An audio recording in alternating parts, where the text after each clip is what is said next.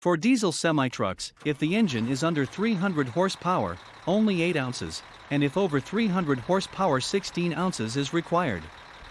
Make sure the engine is at operating temperature. Apply the required amount of engine Armour Tech to the engine oil.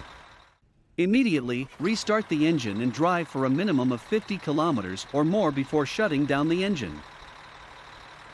For manual transmissions, 8 ounces is required.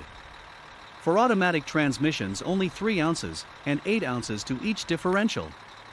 Please note, any treated component which has a filter needs to be applied at operating temperature, then immediately drive for 50 kilometers or more.